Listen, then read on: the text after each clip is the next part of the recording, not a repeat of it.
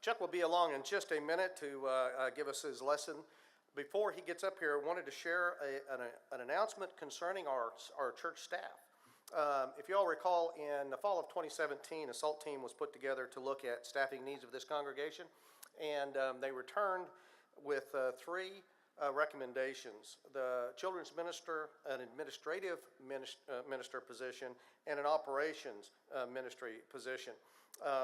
And as you know, the first of this year, we filled the children's ministry position. Kel and Hannah are now working with us. And we want the congregation to know that we are diligently working to looking at these other two positions. And in light of that, I'd like to read the following. Our staffing needs change as our church family grows. We not only have to add staff like Rob and Kel, Rob we've added, but also need to change the roles of our existing ministers on occasion. The shepherds are retasking Corey to better serve the church needs. He will immediately transition from our outreach minister to associate minister. In this new role, he will keep some of his previous duties, like organizing summer series, agape, etc., but will focus on improving communication within the church and working more closely with our deacons and ministry leaders to help them effectively accomplish their goals. Corey is excited to begin meeting with the deacons and ministry leaders to hear their needs and improve communication between the shepherds, ministers, ministry leaders, and the church. We encourage all ministry leaders to remain in constant communication with him to improve our effectiveness for the kingdom. Thank you for your service to our church family. We hope this change makes your important work easier. So, we hope that you will continue to pray for the congregation, for our ministry staff. We have such a great ministry staff, and for Corey in his new role. Chuck. Thank you. Good morning. Glad you're here this morning. If you're visiting with us, we are so glad you are here. 2 Timothy chapter 4. Turn your Bibles there. Maybe you've uttered the words or heard someone say, "My life flashed before my eyes." You've heard that before. Maybe you've said it, and maybe you were in an automobile accident or close to it and just narrowly missed that being in an accident, and you thought, wow, your life flashed before your eyes. And typically that's in the context of fear or thinking that you're about to leave this life, right? Some have even been on their deathbeds, and their life literally flashes before their eyes as they think back over their life, and they think about wonderful times with family or baptisms, weddings, holidays, and things like that. Well, from a Roman prison near the end of his life, Paul took maybe a final look back over his life. He's shared a message with Timothy. He's charged Timothy. And now he's saying, Timothy, my end is near. Won't be much longer for me. In 2 Timothy 4 and verse 6, he says, I'm already being poured out as a drink offering, and the time of my departure has come. So Paul is expecting death soon. And this idea of a drink offering, the drink offering is poured out on the sacrifice. And so he's referring to his death. And he says his coming departure, it certainly refers to Paul's soon approaching execution. He's writing to Timothy during his final imprisonment at Rome. And from his wording, it's obvious Paul knew death was coming. Maybe he had overheard the guards talking. Maybe one of the higher-ups had said to him, it won't be long before we take your life. And we know that in 67 A.D., Paul was beheaded at the hands of Roman Emperor Nero. So that certainly did happen. But Paul lived daily expecting death. I mean, even writing Timothy saying it won't be long. The time is nearly here for my departure. Living every single day expecting death. The Hebrew writer would say in Hebrews chapter 9, in verse 27, and just as it is appointed for man to die once, and after that comes judgment. So he says everybody's going to face death someday. We should all live our lives every day like we're terminal. Because we are. Everybody's terminal. When the doctor comes out and says, I'm sorry to bring this news, he's terminal. You know, my thought is, well, we all are. He may just be a little closer than I am. But we're all terminal. And that's what Paul is, the message he's sending to Timothy. I know I don't have much time left. I know that they're going to execute me soon. And this sounds so depressing. We don't want to think about death. We know that it's going to happen.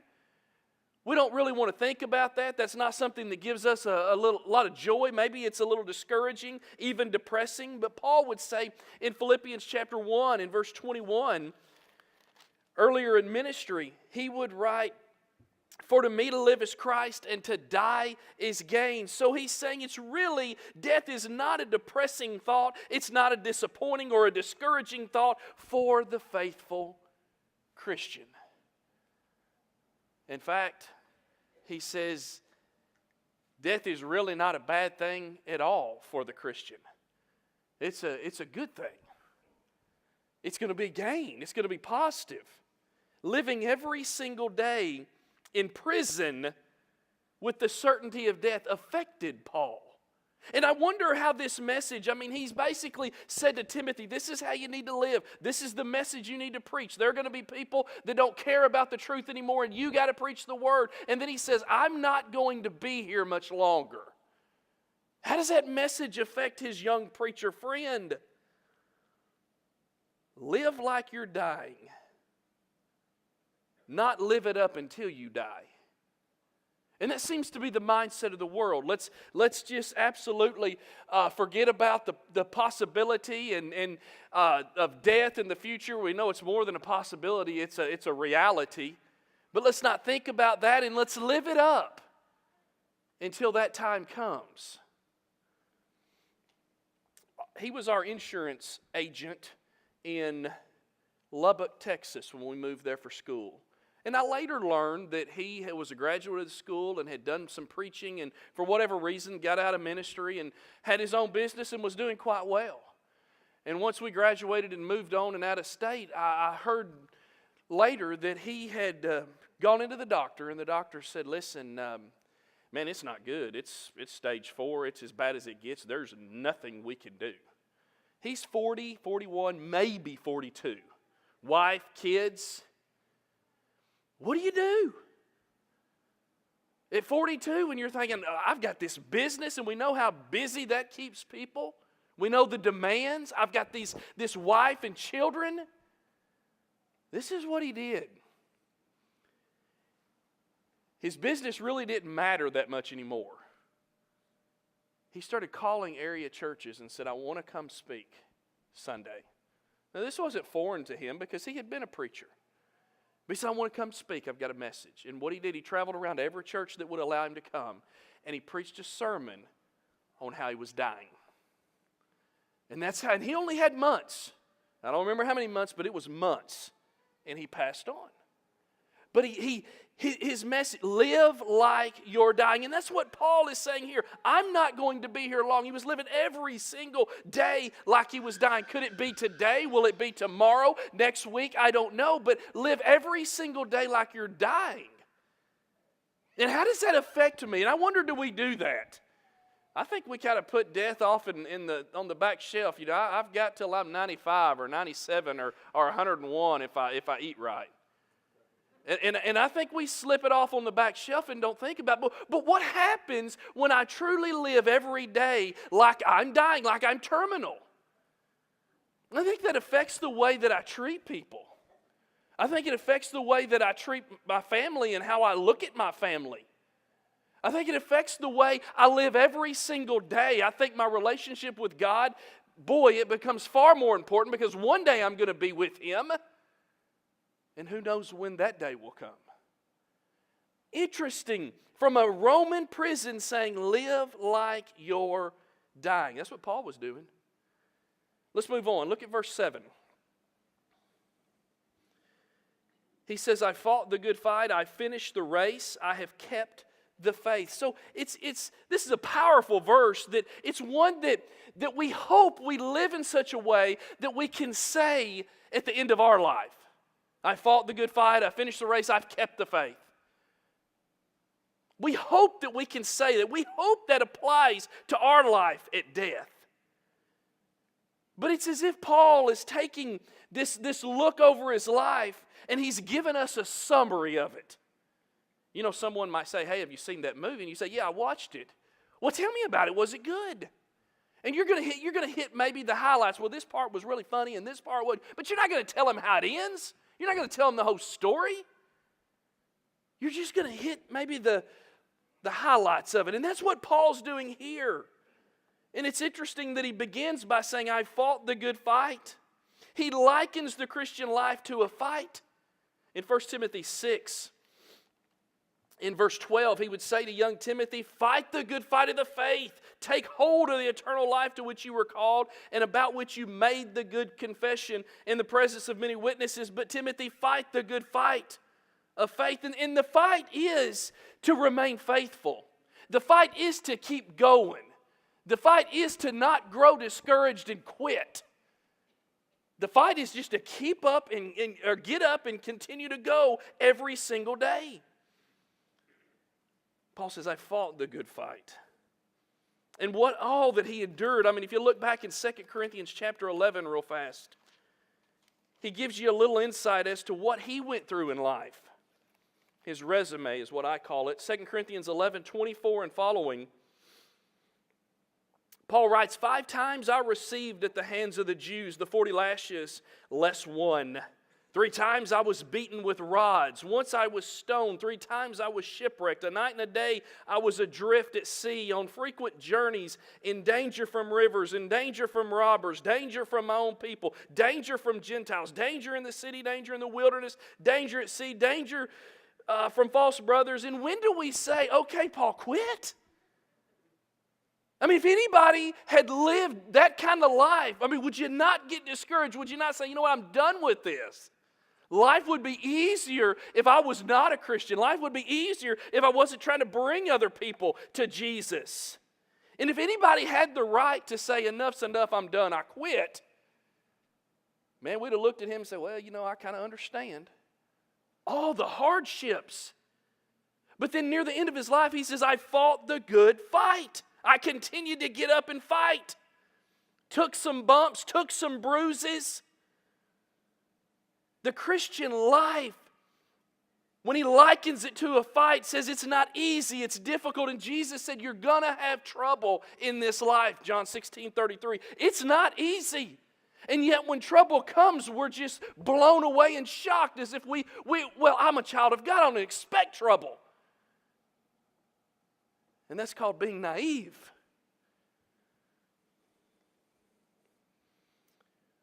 We fight discouragement. And boy, Satan wants you to be discouraged. Because let me say this, and this sounds harsh, but I believe it. Discouraged Christians accomplish very little, if anything. Because they're so focused on their discouragement. They're not the ones that say, let me go to the hospital and encourage someone. Let me teach the class next quarter. I'll take the little kids Wednesday night. Because they're too discouraged in their faith. Is it wrong to get discouraged? No. It's better to expect it because it's coming. We go through discouraging things in life. Marital conflict, financial issues, church issues. We're not immune to those things. When you grow to be 700 in a congregation, that doesn't mean you're immune to church issues and problems and conflict. When you got more than a couple people meeting, there's going to be some conflict. We're going to have we all have issues. So we fight discouragement in this fight for the faith. We must fight temptation and sin every day. You don't want me to know what your sin is. I don't want you to know what my sin is. And with that mentality, we throw out the whole idea of confessing sins and praying for one another because I'm too ashamed and you're too ashamed and I don't want you to think differently of me and you don't want me to think differently of you. And so we fight this fight alone, basically. But we fight every single day the fight of the faith. to hang in there, to keep going through discouragement, through temptation, through even failure when we do give in to sin, and then getting back up and seeking God's forgiveness and even forgiving ourselves. It's a fight. And I wonder this, how many people, when they were baptized into Christ that morning, that evening, whenever it was, did you realize, I'm signing up for the fight of my life? I got to tell you, I didn't realize that back in 1992. I'm not saying I wouldn't have done it, but that's the one thing they left off. They didn't tell me that. You say, well, you should have known that. Maybe I should have, but I didn't. You say, well, we still have that fight? We're going to be in the middle of that fight until we go home. That fight for our soul, that spiritual fight. In Ephesians 6:10 and following. But Paul said, I fought the good fight. Then the next thing he says, I finished the race. He likens the Christian life to a race, and it's not a 10, 20-yard sprint that's over just as quickly as it begins. It's a marathon. It's a long race. And I would even say this, it's a cross-country race. Some of our people, our kids, they run cross-country, and maybe you've tried to go and you've watched cross-country race, and it's hard because you're running to see this corner, then you're running to see that corner. And as you do, you see all the obstacles. I mean, some places are rocky. Some places the dirt's loose. Some places they're overhanging tree limbs.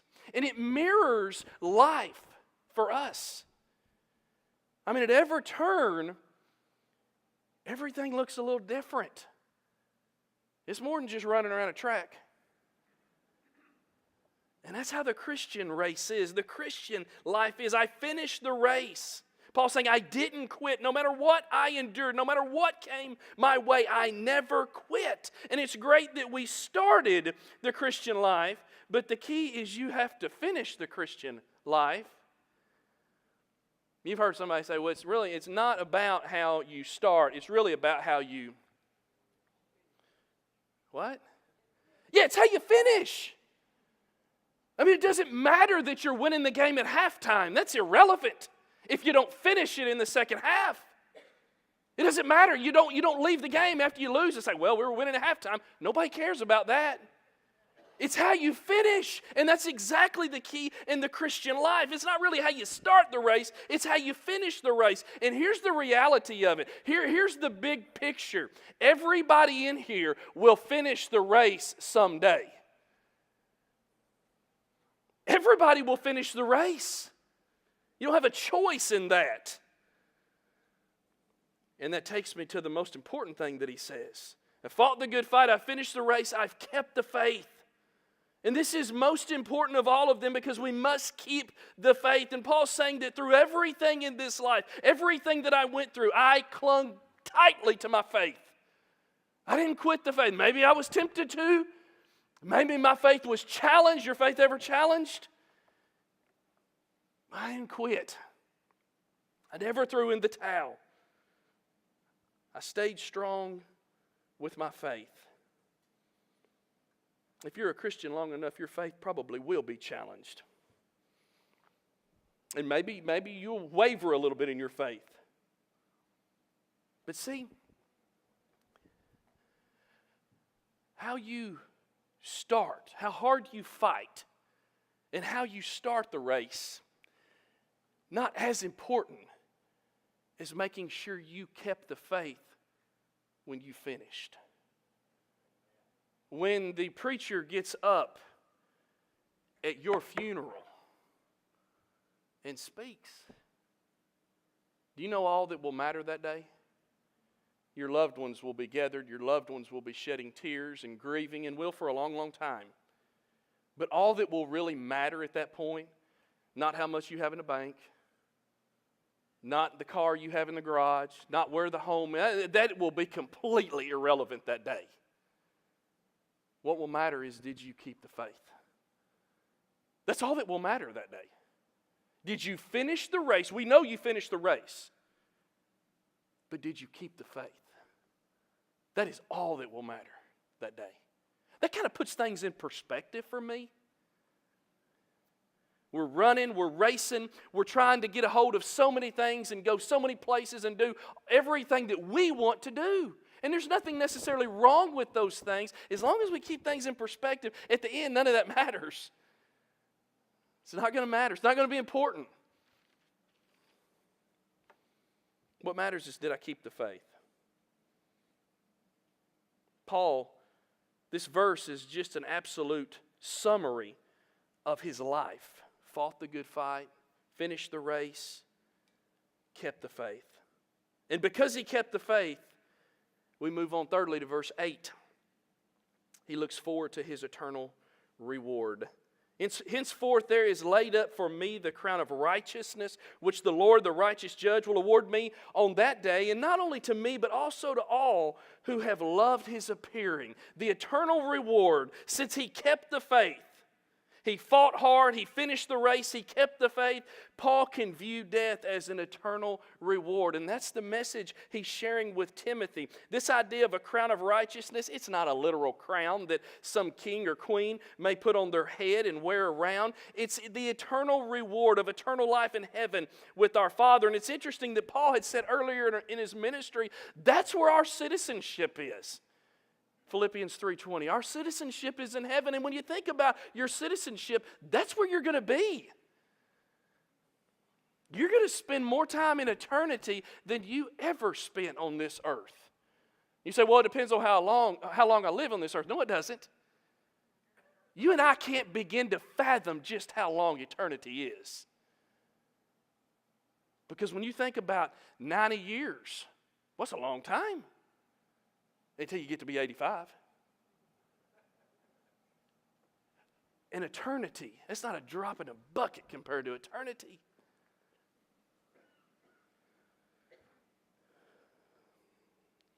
When you know you'll be given an award, you live with anticipation.